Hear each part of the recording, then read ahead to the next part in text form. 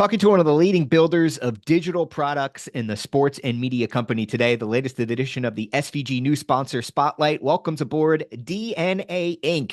Hi, everyone. Brandon Costa from Sports Video Group. Really honored to be on the line with Thomas Engel. He's the co-founder and director of media services for DNA Inc. Thomas, thanks so much for joining us. Really excited to have you guys aboard. Thanks for having me, Brandon. Very cool. You guys have a really interesting origin story, how this company came to be. So why don't you tell us a little bit about what DNA Inc. is all about and maybe some of the services you guys provide for the industry right now? Great, we'll definitely do. So we're a European-based company, and until 2017, me and my two co-founders had an agency in Amsterdam building lots of sports streaming apps for the likes of Fox Sports here in Europe. We got acquired by BAMTECH Media, well known in the US Hmm. sports markets. We became their European engineering hub, design hub, which we actually quickly transformed into Disney streaming when Bob Iger went on stage and announced that Disney was going to launch their own streaming platform, which enabled our team to really be part of building and launching both ESPN Plus and Disney Plus. We were there for 5 years, learned a great amount. And in 2022, we decided we were up for new adventures. And that's when we started DNA Inc., taking all those learnings and making sure that, yeah, we go on these great new adventures with ambitious clients. So we're focused on building digital products, mainly in the I would say consumer-facing end of things, Hmm. with a love for media, streaming, and sports. So we embed our people, mostly software engineers and designers, into existing orgs, help build out the product together, and really elevate the product and the team. And 3 years in, we've had some great successes, and we're not stopping yet. Nice. That's really exciting. So, obviously, some really rich, deep pedigree there amongst the talent of people that you work with. So, as DNA Inc.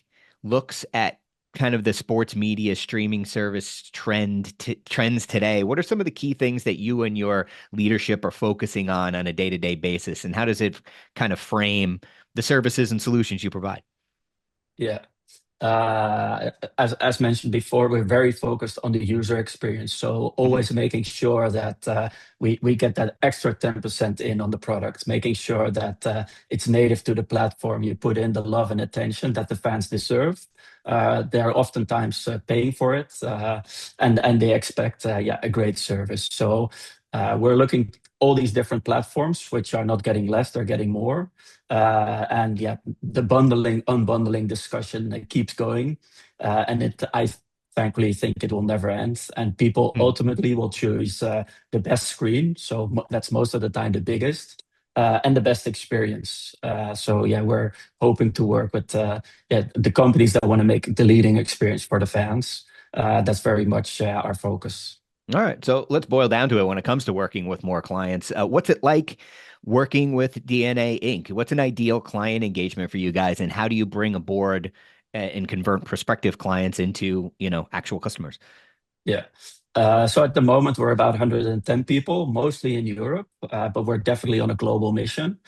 So we're looking for teams that already have beefy design and engineering orgs, but are always looking to add extra firepower.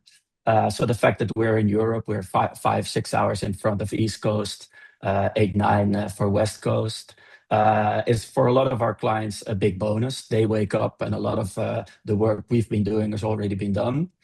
We definitely provide an international perspective. In the days of Disney Plus, you can imagine launching in the US with the US team is definitely a focus, but there's many more subscribers out of the US.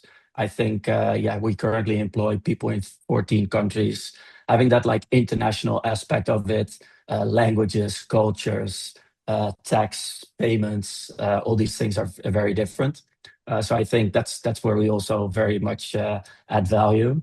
And lastly, I would say that having design and engineering work together to really create something which you then present to the executive team and then are being able to bring that vision to life instead of taking an agency which is outside of the industry, coming up with great features, but are technically not possible and either, yeah, Sure. don't fit the budget or don't fit the timeline.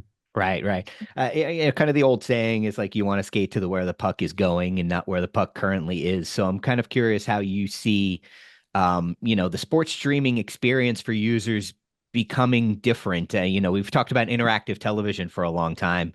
Yeah. In what ways do you see streaming in a position now in early 2026 to kind of actually become, maybe that experience that does let the user be a little bit more involved in a cleaner way? And how do you guys see things changing in the short term? Yeah. So I would break it up in a few different parts. I would say that ultimately you want to discover the content, you want to watch it, and there's really a moment to lean back and Hmm. enjoy the experience. But there's definitely more and more appetite for having an interactive experience. Prediction markets, betting, social are all parts of it happening on second screens right now. But there's quite a few initiatives right now which these things are merging and the interactivity is coming to the main screen. I see that with the leading sports streaming services. There's quite a few vendors around doing cool multi-view, cool interactivity, and I think we're just at the start of that, and people are really going to either choose the lean back experience Hmm. or the really participate and lean in experience. Um, as we've seen on the broadcast side, you have these old casts where, people of different age groups are watching the same content, but in a different way. I think Sure. that's going to be the same for interactivity. There's going to be multiple ways to enjoy, your favorite sports content. Yeah, really fun and interesting things could be happening in the near future. Well, before we let you go, Thomas, I mean, whenever we get someone who's, a real mover and shaker like yourself, a co-founder of a company, I always want to get some big picture thoughts from you before we let you go. If I could ask you about AI real quick, it's obviously such a huge topic and things that, something that every industry wants to talk about, but certainly ours. How do you see AI playing a role in any of the things that you've talked about already? Software development, design. How are you looking at how AI can impact some of the services and products that you're helping your clients build? Yeah. So ultimately, we're always trying to raise the bar for the teams, the products, for the clients that we work for. And I think what you need for that is you need a clear vision, and then you need a team to execute on that. The fact that now AI is coming into play and you have these tools, we're seeing it as a great asset. Our team is very much senior heavy on the expert level, and giving them extra tools into the toolbox like AI is a great asset for them. We really believe that senior people know what to put in, what to prompt, so to say, and then actually know what's coming back from the AI, knowing what the code says, and then picking the right parts and adding that to the project. Instead of on the other end of the spectrum, you have a lot of people vibe coding right now, and very happy that it works on the screen, but bringing that to production in big environments where people are paying for the experience is still years away. So we're actually very open to using AI, working with those tools internally, and if our client lets, we'll also use it in the client projects. It's a bit every week there's a new tool and there's a new leader in AI. So it's a Hmm. bit more about high level how to approach AI in the day-to-day workings. And then the actual tools, they will like crystallize over time. But exciting times for software development and design. So we'll see where it goes. Sure. But this interview is still not AI. We're still humans. We're still communicating, and that's how we Or feel that yeah, our, or our are we? relationships, I don't know. or But are we? Yeah.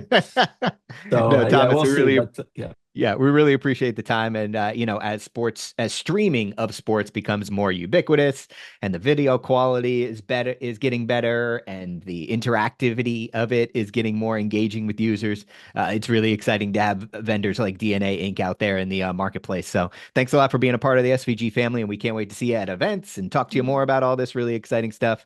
Really great to meet you and talk to you.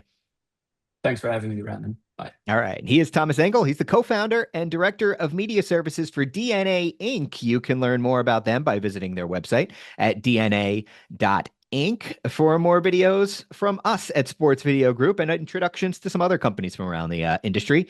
Just visit our website at sportsvideo.org. We'll talk to you next time.